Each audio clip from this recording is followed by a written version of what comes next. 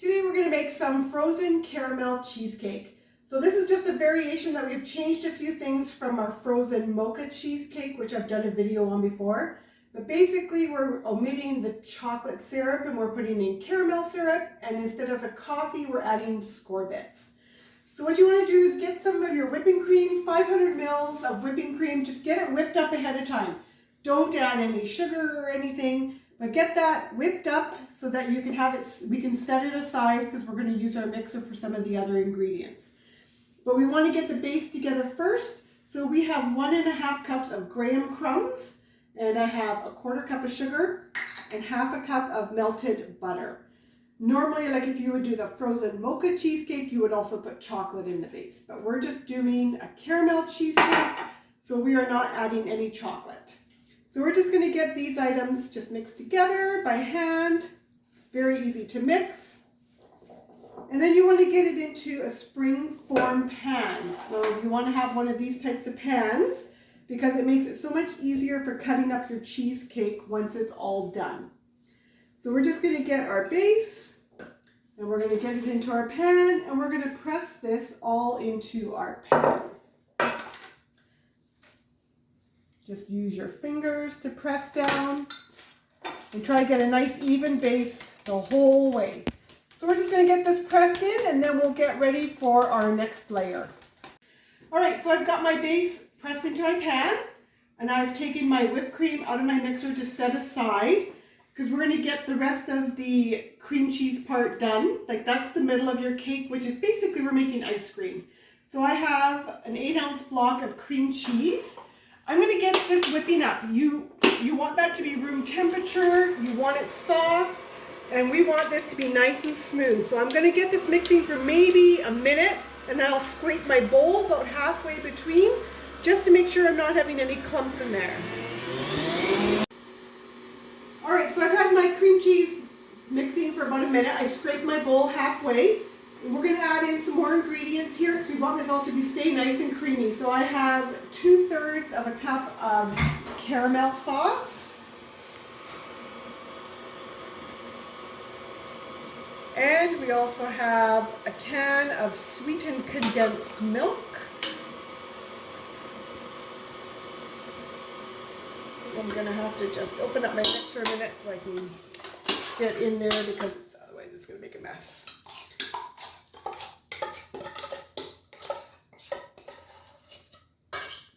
And then you want to just mix this all. Make sure it's nice and creamy, that there's no lumps in there. If your cream cheese is the right temperature, it should all be nice and smooth. Let's just get that mixing. And we'll probably scrape our bowl after a few seconds once we got it mixed. Alright, I'm just going to scrape the bottom of my bowl because I can see deep down that there's some cream cheese that's sticking to the bottom of my mixer. And we do want that all mixed in well before we add in the rest. You just want to make sure that's nice and creamy. So let's just double check that looks like there's not really any big lumps in there. There's a few lumps because I scraped it, so you just want to mix that. Get rid of those. Alright, that's looking pretty good. Alright, so now we have some skor bits. I have the whole recipe, you probably need about just over a cup. So I have not quite 3/4 of a cup here that we're going to just mix in with our dough. And we're going to also add in our whipped cream that we had done before. You can add your whipped cream by hand, or you can just have your mixer on low and just get it in there. You don't want to over mix this too much, but we do want it just mixed in. So we are just going to get all that whipping cream added in. Lots of sugar in here with that caramel sauce and that sweetened condensed milk. So don't add sugar to your whipped cream when you whip that in the beginning. You don't need any extra sugar in there. Alright, I'm actually going to just do the rest by hand because I don't want it to over-mix. You don't want to take all the air out of your whipped cream. So, I'm going to put that.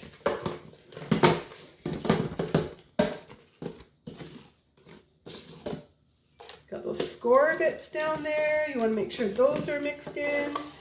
And we're going to pour this into our base. Just get that cleaned up a little bit.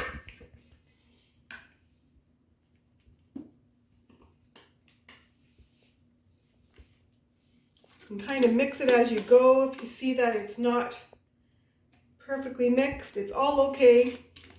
It's going to taste good no matter what. I'm just going to scrape the rest of my bowl. So basically what we're making here is ice cream, this middle part. Because we're going to put this in the freezer, and it has to be in the freezer for probably 8 hours to get frozen solid. So this is a kind of dessert that you'll make ahead of time. But what I love about it is it stays in the freezer, so you don't have to, like a regular cake, you feel like you have to eat it within a couple of days, otherwise it starts to go dry. With these kinds of frozen cheesecakes, you keep them in the freezer. I actually keep them all sliced up and individually, I put a little piece of wax paper or parchment paper around them, individual servings. If you have company come, you have 5 people come over, you can easily pull out 5 pieces without having to cut it all ahead of time. You just serve it very quickly. So I wait till it's all frozen, I cut it all, and I store it all in individual servings. So what we're doing here is we're just getting this nice and even. So you can see all those nice little skor bits are in there. The skor bits will soften a bit, but that's okay. We're going to put a bunch more on top. So we're going to just get this ready, and then we're going to get some of our topping put together. All right, so of course you want your dessert to look really good. So we're going to have a nice kind of crunchy top on here. So you're going to take some of your caramel syrup. We're going to drizzle that on. This is all before we put it in the freezer, because we want all this to freeze together.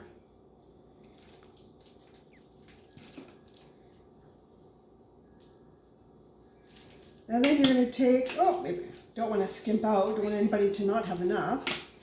And you're going to take some skor bits, because you'll still have some left in your bag. And we're going to put skor bits on here.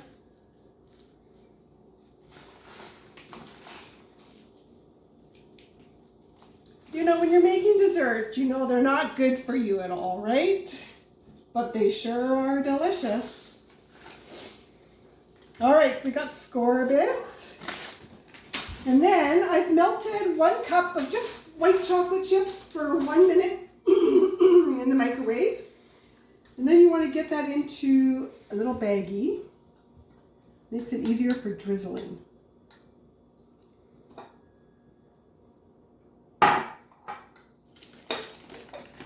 Okay.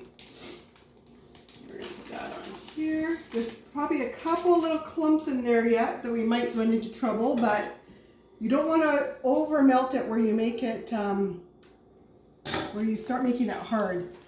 And now this is where you're just going to drizzle to make it look nice. I'm going to have a few little clumps. I know there's a couple that are not perfectly melted. You might have, I feel a big one right in there. But just go ahead and get your drizzling happening here. I have the recipe also on a card there. Once I've got this all frozen, I'll show you how I cut it all up so that you know how to serve it. And this is an awesome new dessert.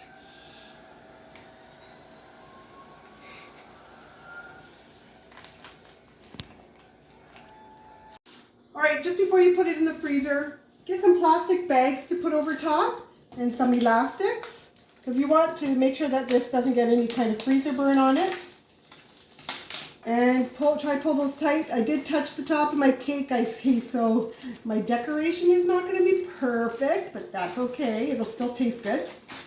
And you just want to get that on there nice and tight so that we can put it in the freezer. So make sure when you put it in the freezer that it's laying flat so that you can give it probably a good 8 hours or overnight or whatever. Give it the time to freeze solid. All right, so you can slice up your whole cheesecake. You can do either 16 or 20 pieces. 20 would be a little bit small or smaller pieces. And then get yourself little pieces of parchment or wax paper. And you can store them wrapped individually into your container, so it makes it very easy to grab them out to one serving at a time.